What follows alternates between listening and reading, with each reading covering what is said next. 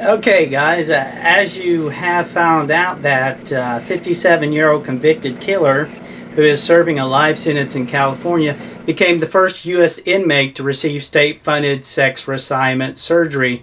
The prisoner's attorney confirmed Friday to the Associated Press that the California prison officials agreed in August 2015 to pay for the surgery for Shiloh Heavenly Quine, who was convicted of first-degree murder.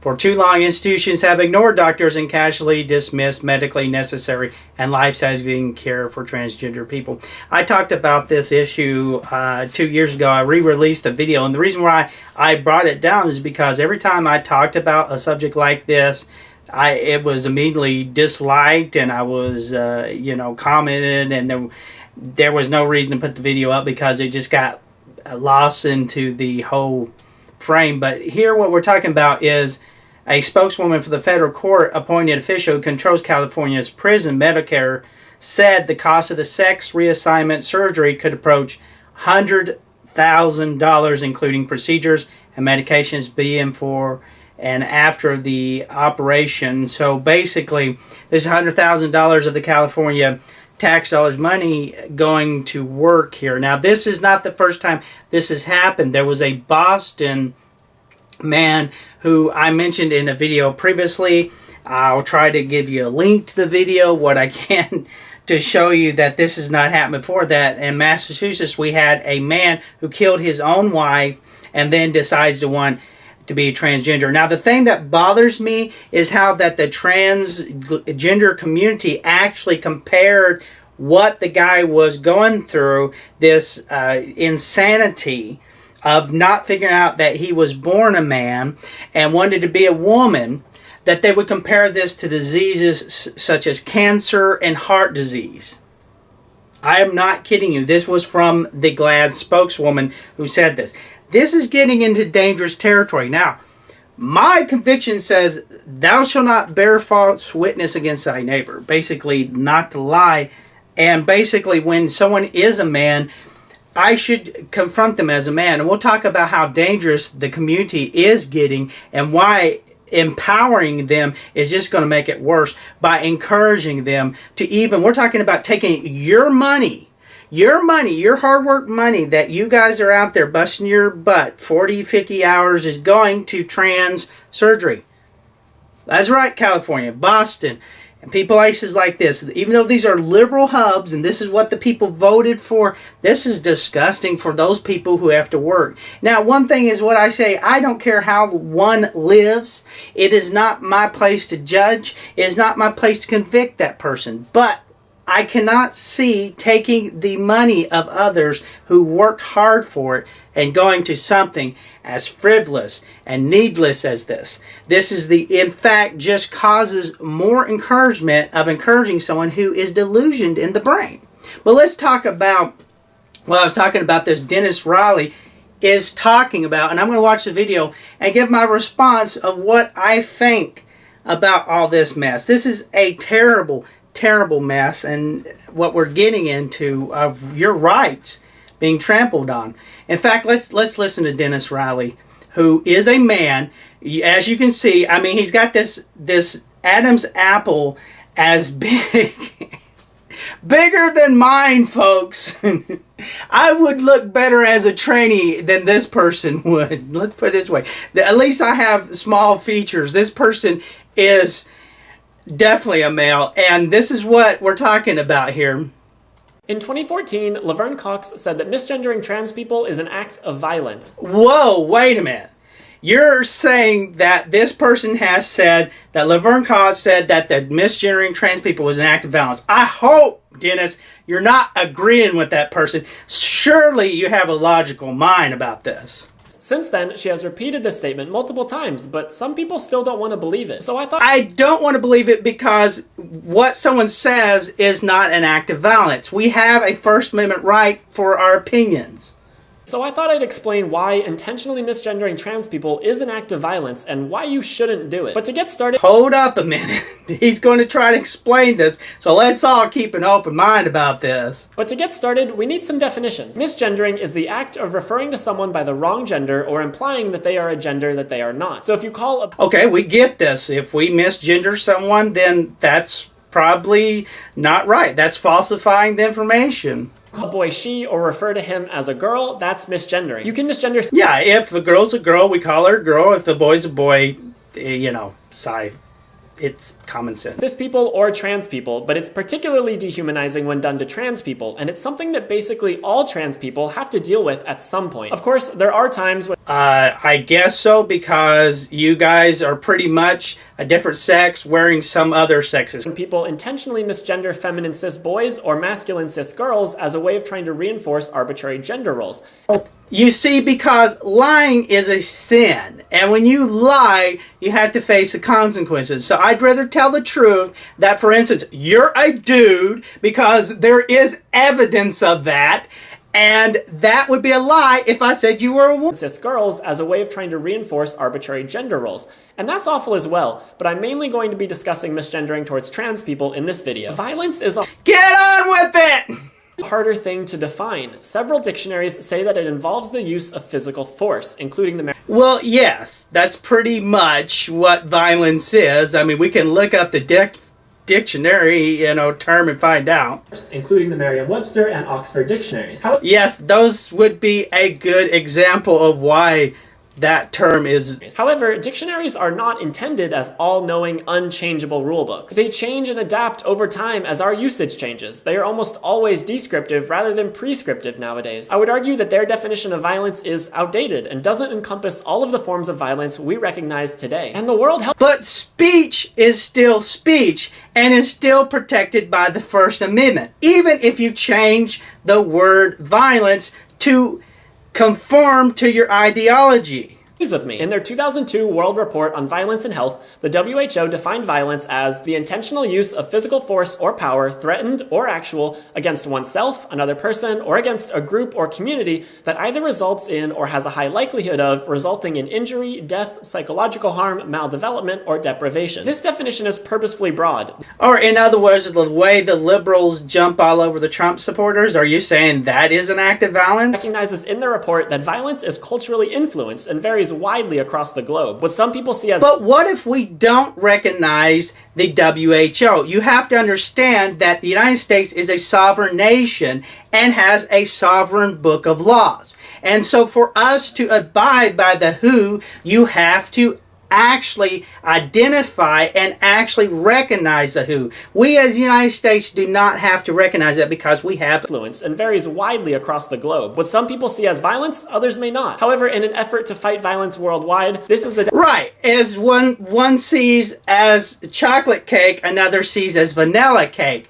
But the thing is, if you use scientific evidence, you will uncover the layers of the cake and find out that it's vanilla cake. Why? Because of the ingredients that makes vanilla. This is the definition that the WHO came up with, and it explicitly includes non-physical forms of... Right, and we fly the flag of the United States and not the flag of the WHO. They say physical force or power, and they note that power isn't necessarily physical. It includes all types of societal power imbalances. Plus, their definition states that violence doesn't have to result in physical injury or death. Instead, it can result in psychological harm. Given that this is the definition that experts on the topic of violence have come up with, I would argue that it's a much better and... Like psychological harm, like encouraging someone who dresses up as a woman that he is a woman. That is psychological abuse. The topic of violence have come up with, I would argue that it's a much better and more effective definition than the one currently listed in most dictionaries. Even if you say that, again, we do not recognize WHO as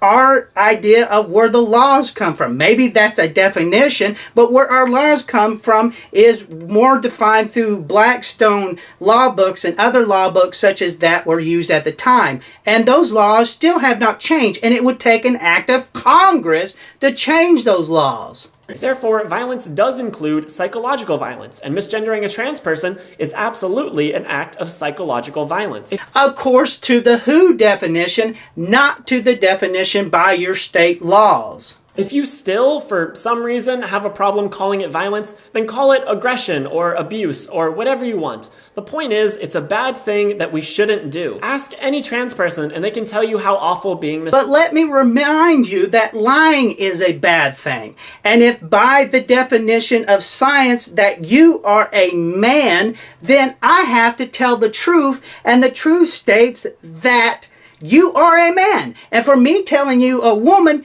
is lying. And lying is a more horrible, let me put this, a horrible precedent that is far worse than anything.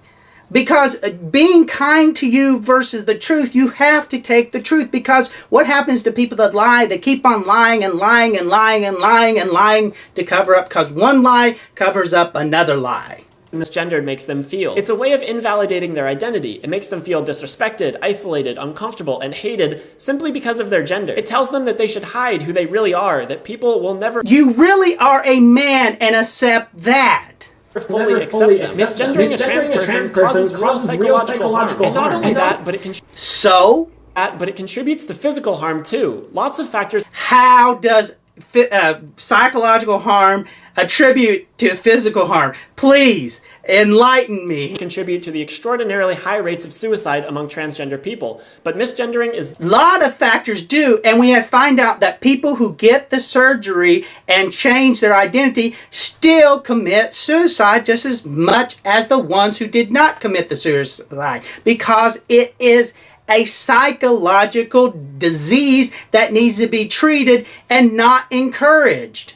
People, but misgendering is definitely one of them. According to the 2014 National Transgender Discrimination Survey, 4.6% of the US population reported that they have attempted suicide at some point in their life, while that number was about 41% for trans people. However, studies show... Which makes me reason out that it's not a path that one should choose, and it's not a path that one should glorify.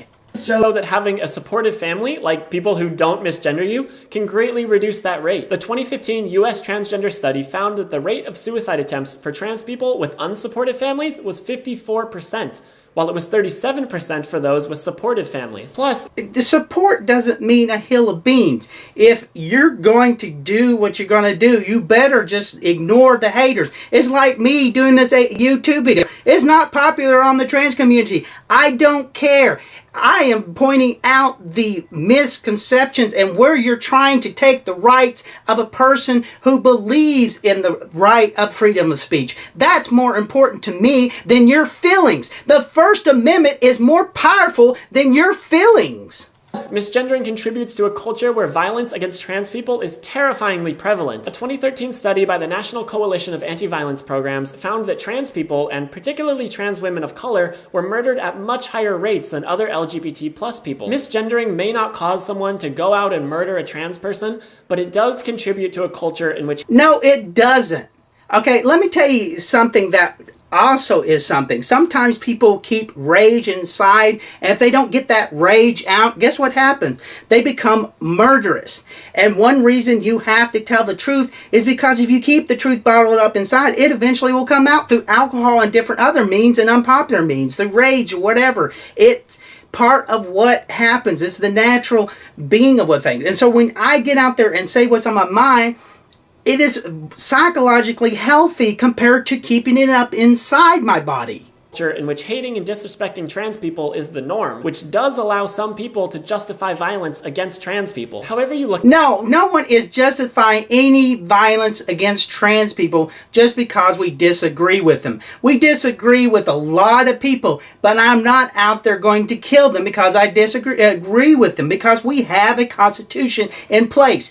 Anyone who's killed should be on trial, and no one should have special treatment just because they are murdered. At it, misgendering trans people causes real harm, and that applies to all... No, it doesn't! To all trans people, not just the ones you like, because there are... What do you mean the ones you like? Even if there are trans people I like, I'm going to tell them the truth. Simple as that. There are some not-so-great trans people in this world, just as there are some not-so-great cis people, but everybody deserves to be gendered according to how they identify. No, they don't.